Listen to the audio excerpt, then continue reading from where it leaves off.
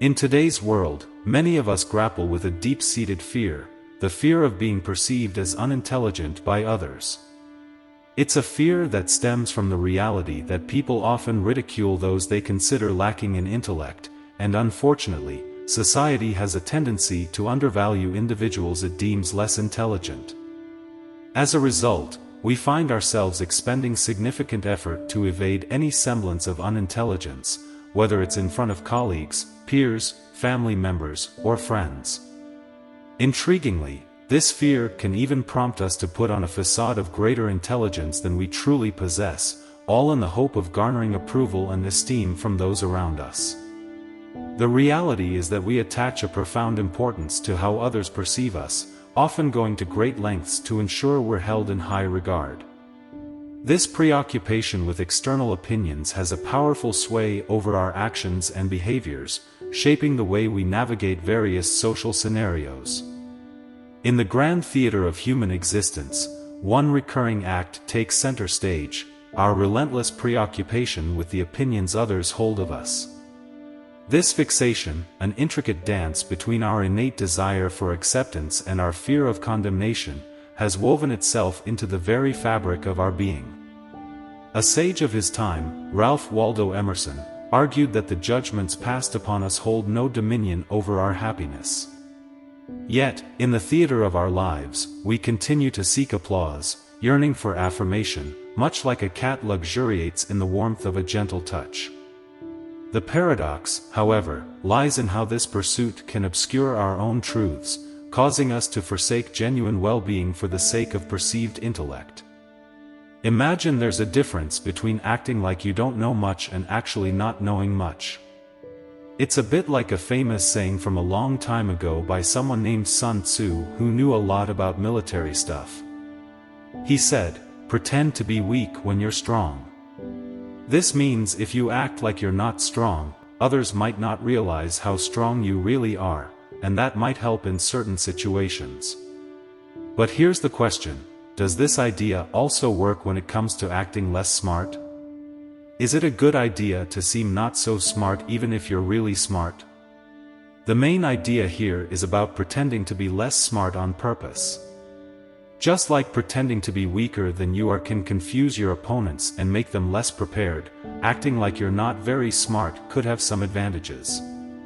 It might help you navigate social situations with simplicity and surprise others. However, this is a complex topic and needs careful thought. Finding the right balance between using this idea to your advantage and the possible downsides requires a smart approach that understands the situation and how people think.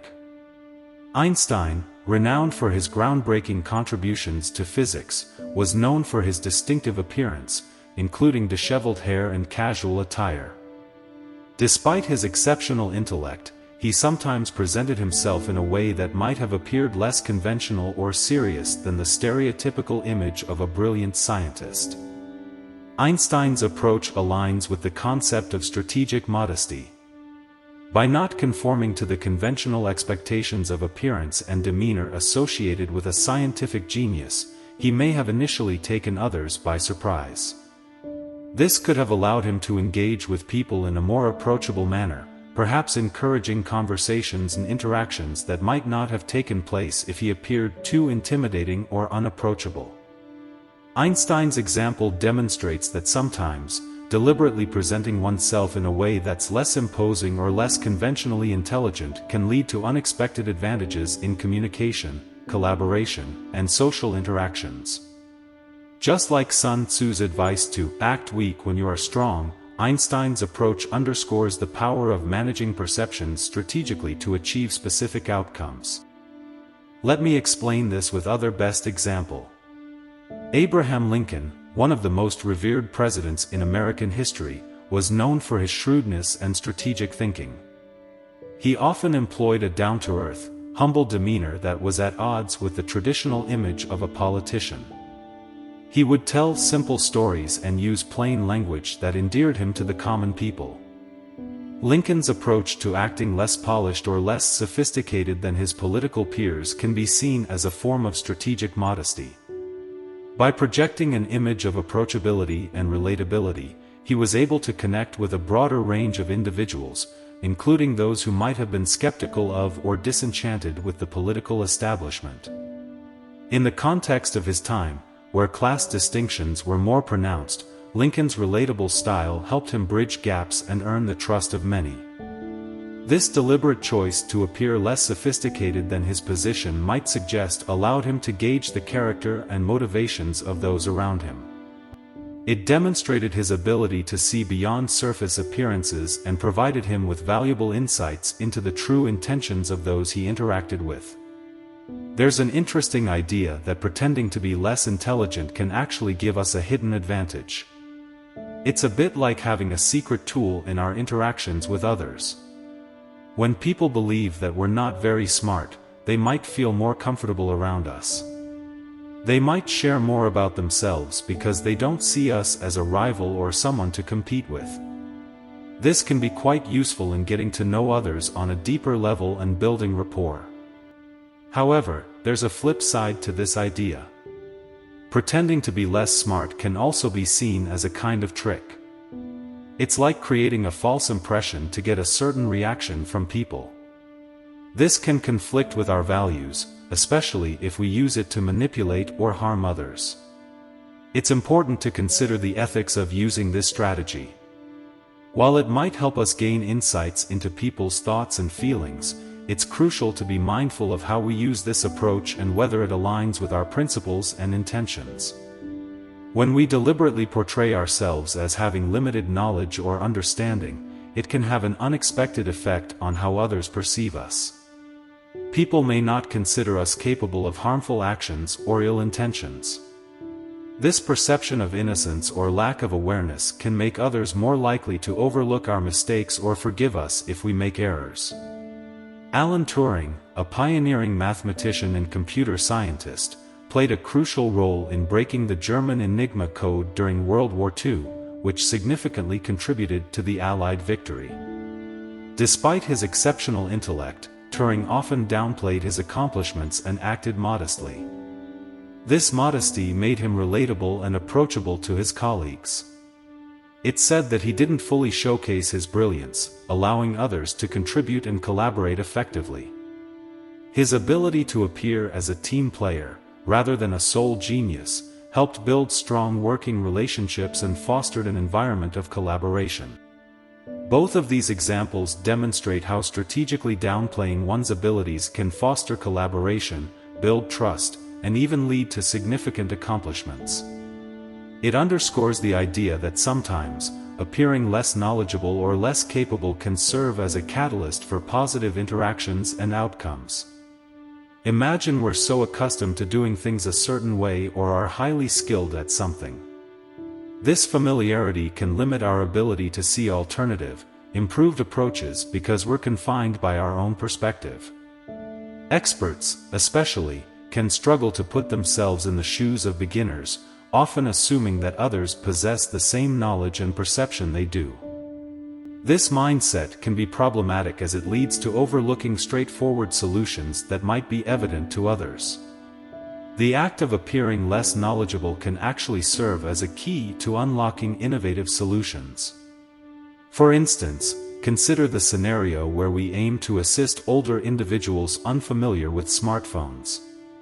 To truly help them, we need to step into their shoes, empathize with their experience, and understand their needs, even if it means temporarily setting aside our knowledge of smartphones.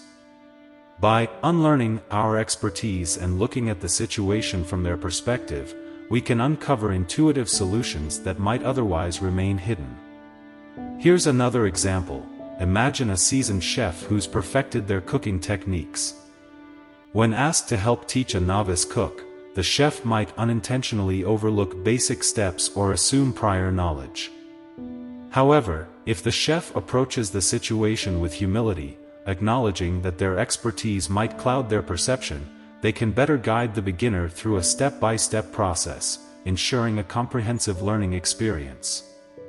Essentially, choosing to modestly represent our expertise can provide an opportunity for new perspectives and creative solutions to emerge.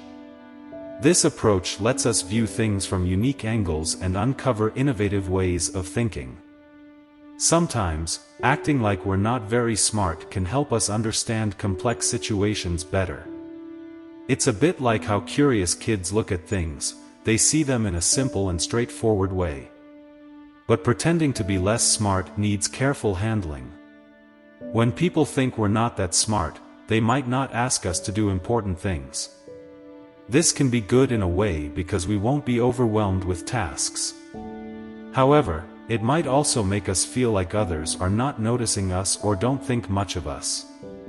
That can be tough because nobody wants to feel unimportant. However, there's a thought from a philosopher called Schopenhauer. He said that what others think of us shouldn't matter the most for our happiness.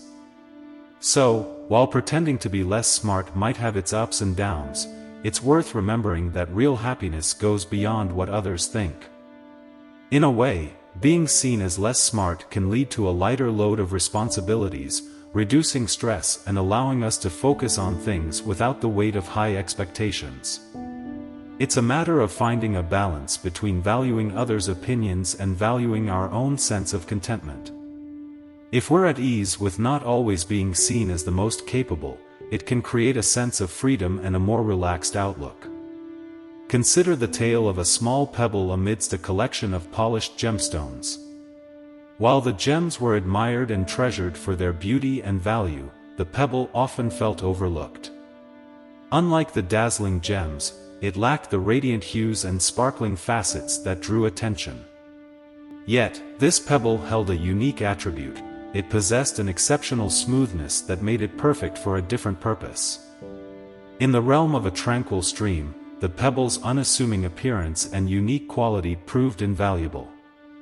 Its smooth surface made it the ideal stone for skipping across the water's surface, creating ripples that danced in the sunlight. While the other gemstones remained stationary, admired for their outward splendor, the seemingly ordinary pebble found its role as a source of joy and fascination. This tale underscores how not being perceived as the most dazzling or valuable can offer unexpected advantages. The pebble, much like the crooked tree in the Taoist story, discovered its own significance in a realm where its distinct qualities were prized. Imagine a crooked tree surrounded by straight trees. The tree cutters don't want to chop down the crooked tree because it can't be used to make things like the straight trees can. Just as the crooked tree's lack of utility spared it from the axe, the pebble's less noticeable attributes granted it a unique role that was equally meaningful. In essence, these stories remind us that not always being seen as super useful or conspicuous can sometimes lead us to discover our own hidden value and purpose. The insights of philosopher Arthur Schopenhauer offer us a valuable perspective. He maintained that our happiness need not be swayed by the opinions of others, even if they don't hold us in high regard or consider us capable. This notion might seem counterintuitive, but human behavior often encompasses actions that might appear nonsensical or misguided. These missteps, at times, can be of such magnitude that they necessitate a heightened sense of understanding and insight to navigate safely. This aligns with the perspective of historian Matthies van Boxel, who contends that our errors and moments of stupidity play an unexpectedly vital role. Van Boxel posits that these missteps are instrumental in fostering greater intelligence and contributing to the progress of our society as a whole. In this light, the philosopher's observation about the insignificance of others' opinions finds resonance. Our capacity to recognize our mistakes and grow from them serves as a testament to the resilience of the human spirit. Van Boxel's insight underscores the transformative power of embracing our fallibilities as catalysts for collective advancement.